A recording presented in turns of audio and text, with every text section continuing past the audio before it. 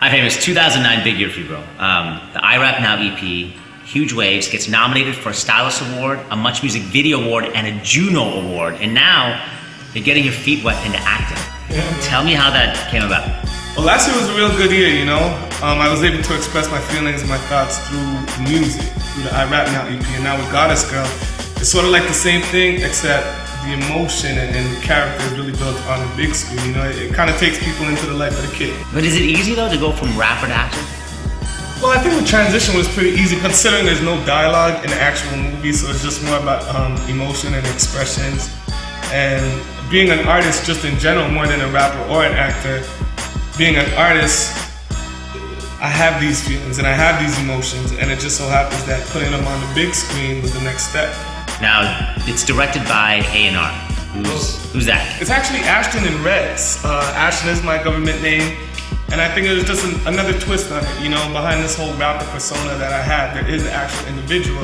A lot of the stuff that you guys see is actually Ashton and Rez, but A&R is just the first initials of my name. So wait a second, so you went from rapper to actor, and then director, co-director? I mean, yeah. It's something like I say, you know, I really have fun, and it's about bringing my ideas to life. So I like expressing myself, and the first way I did it was through the I Rap Now EP, and now Goddess Girl is my way of expressing myself behind the camera and in front of the camera. But it's such a great concept, you know, to promote an album. How did that whole concept come about?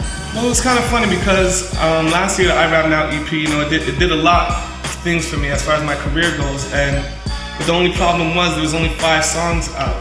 So I had to definitely put out more music for people to listen to, especially the way the whole web is right now.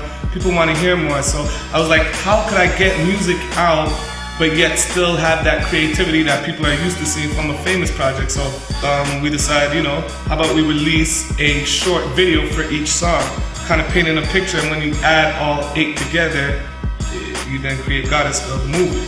How important is it for you as an artist to, you know, come up with concepts to promote your music so that you're ahead of the curve?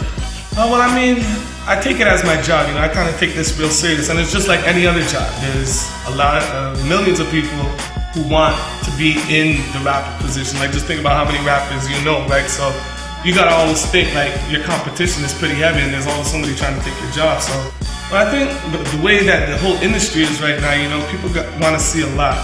You know, nobody wants to wait, and a lot of people don't want to be explained, so they just want to see it. And the whole nature of the web and blog sites and all that stuff, it's kind of like when you put out videos like this, it's a viral campaign.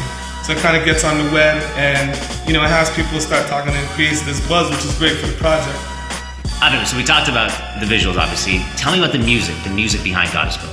Well, the music, you know, as far as the I Rap Now EP went, I was able to really get my message across of the kid turned famous. You know, it was 5 tracks that really brought you into my life. And, you know, I think what a lot of artists don't do these days is really take people into their world. So that's what I did with the I Rap Now EP. But as far as Goddess Girl goes, it was more about just different looks, you know, showing them the different sides to famous. I had never put out a girl track or a real conscious track or, you know, a club banger, you know, one of those jiggy tracks. So it was a way of expressing myself as the individual, you know, through these 8 tracks and putting a visual to it.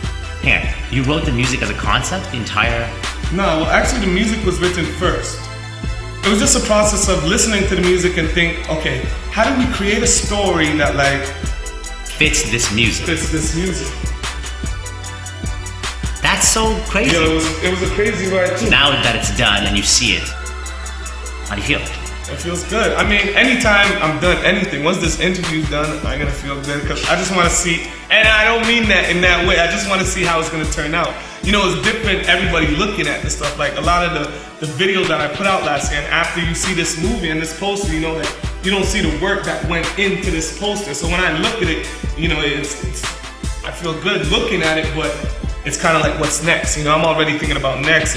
I'm working on the next project as we're talking about this project, you know? So I'm always trying to stay ahead of the game.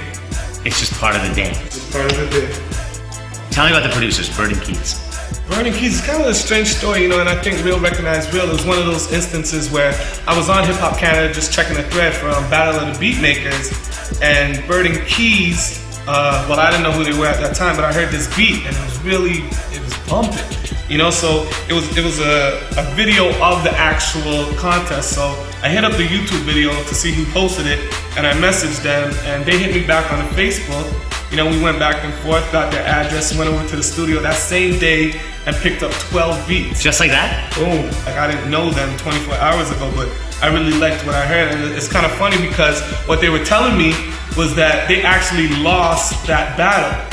And they were so confident in their beats and wanted to get that exposure that they actually dropped $100 just so they could play that extra beat, which was the one that got recorded and posted on YouTube. So it's kind of crazy. And, you know, I just think Real recognized Real, and this is definitely the start of a great relationship. You know, Bird and Keys, what more can I say? Remember the name. That's such a grassroots way of going about doing it. So how important is doing things grassroots for you? Well, I think Toronto has a lot of talented people. You know, I think everybody who's on Team FameUS, a lot of the people that you're gonna see in the actual movie, you know, they're all Toronto natives, and you know, they're very talented people. And I think we got the greatest artists in this place.